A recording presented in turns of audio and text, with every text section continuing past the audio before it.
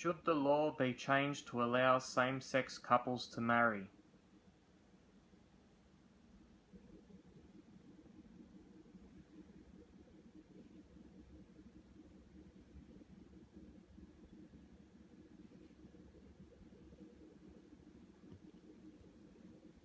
Definitely not. It might not be a surprise to anybody here that I chose to vote no. It's very important that we make sure we get our people out to vote and protest against such a change. Now, there are many reasons why people should vote no. First reason, freedom of association. We've had the examples overseas in America with the bakers that have refused to bake a cake for a gay couple because it goes against their views. Now, normally people would say, well, you know, they should be free to associate with whom they want to. They don't want to do business with something that goes against in conflict with their views. But they got fined, of course, right? Next reason, freedom of religion. Now, priests are going to be forced to do gay marriages. I mean, there has not been crystal clear evidence to have freedom of religion protected in this vote, in the same-sex marriage legislation. Labor has definitely come out and said multiple times that they weren't keen on providing such a safeguard in this legislation.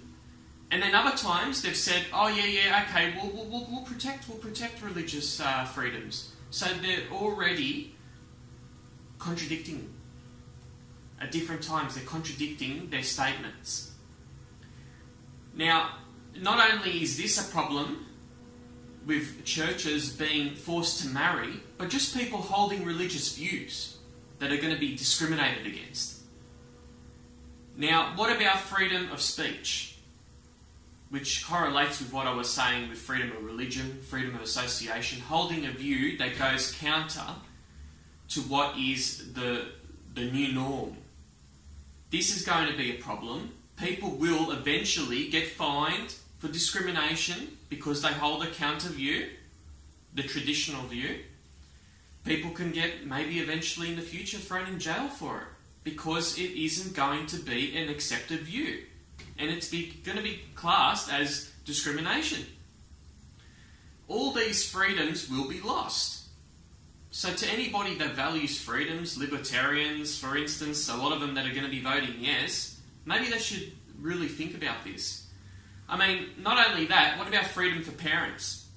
Freedom for the children to know who their biological mother and father is, first of all. Also, for parents to be able to teach their children their values, their family values, rather than the state get involved and have them control their kids into what to think. Because we're already seeing that with safe schools. We're seeing it with safe schools that have had very extremist people behind such a program. One that says he wants to put the communist red flag on top of Parliament. And another, Gary Dowsett, that's already come out and said, well, this is part of a larger movement to accept pedophiles into the LGBT movement. And they're teaching all of this SSM, they're teaching gender fluidity, which means there's not going to be, male or female anymore, parent 1, parent 2. There's going to be 50 different genders for kids to choose from. As young as 4 years old, they're already encouraged to cross-dress. Later on, taught about sex toys, all sorts of websites they can access that, basically homosexuality is a norm. I mean, one example is in Canada. There was a man that actually went to court over this and didn't want his kids to be a part of the safe school system. And it's not called safe schools, it's called something else over there, but the equivalent. And basically the argument they used in Canada in court was, no, he had to have his kid enrolled in such a course, reason being because same-sex marriage was legal. And if same-sex marriage is legal, therefore it is the law, and therefore such a thing must be taught in schools, that it is normal. for such relationships to exist. Now, not only this is the case, but what about all the other things that are going to happen after same-sex marriage? There's already many people coming out straight away. This is how cocky and arrogant these people are. They're already coming out and saying, we want polygamy. A lot of people are pushing them. A lot of people from Muslim communities would like that. A lot of people already that are involved in polyamorous relationships. A lot of people on forums are already saying, oh no, we're not happy until we get people able to marry 1, 2, 3, 4 people, 2 wives, two husbands. As long as they're adults consenting and they're happy, then why should we get involved and stop them from doing it? See, this is already happening. We already had the ABC come out and already publish an article about, oh, what if monogamous relationships are no longer the norm, and that polyamorous relationships should be discovered and embraced from the ABC, taxpayers' money. So this is already being pushed. We've already got people in that movement that are pushing pedophilia and trying to normalise pedophiles rather than putting them in prison. They're trying to basically suggest that, it's a sexual orientation. So we've got that. And then down the road, bestiality will happen too. Why? Because love is love. Their message is love is love. And if love is love, that means that you can't argue with somebody that's in love with their pet, in love with 10 people, in love with an object. There's people that have married different objects, for instance. Someone that married their laptop, a person that married a train station. This is all real. This has all happened. Some people actually have married themselves. So this stuff is happening, and there is obviously consequences down the line. The slippery slope exists. Not only this, but every religion forbids gay marriage. It's against natural course of human life. Whether you believe in evolution or any other theory, it's against anything natural. Marriage as a definition isn't only about love. It's about the procreation of children, the existence of our race, of humans. So, by saying that marriage is only about love, basically you are saying that people can't love each other outside of marriage. So de factos and anyone else, that, they have to be married to be in a loving relationship.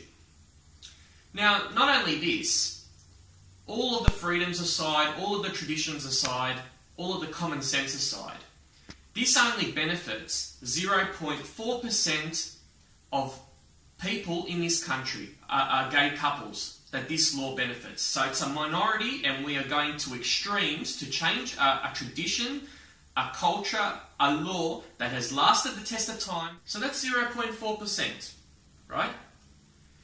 Now, what about all the violence that these campaigners have done to no campaigners? We've seen endless amount of video clips on the internet of people being attacked, vilified. I mean, we've seen on the streets people tearing down signs, beating up no voters.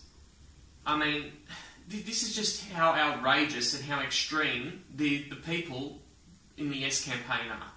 We've never seen any violence perpetrated by no voters and no campaigners. They've had a solid, professional campaign that couldn't have been done any better.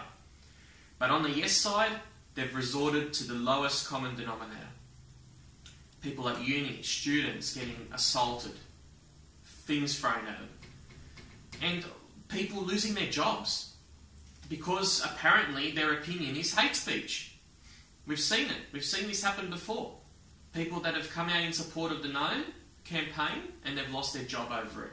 Freedom's lost, speech lost, everything's gone down the drain. Not to mention the destruction of our civilization that has stood the test of time. So when you consider all of the freedoms lost, our traditions that are going to be going down, I mean, how can you vote yes? I mean, and all they have as an argument is love is love. That's all they have. And I've proven with all of the things that I've said how that can be defeated. and all of the things that are consequences that are going to come down the line. With all the evidence from overseas, of places that have legalised same-sex marriage, we've seen it time and time again. And Australians, I urge everybody out there to go and make sure that you vote no to same-sex marriage, because this is the most important vote of a lifetime, of many generations that we have ever seen. This will change our country, and it'll change it for the worse if we make sure that we let the snowflakes, the political correct class, the elite get away with this and push through their hidden evil agenda.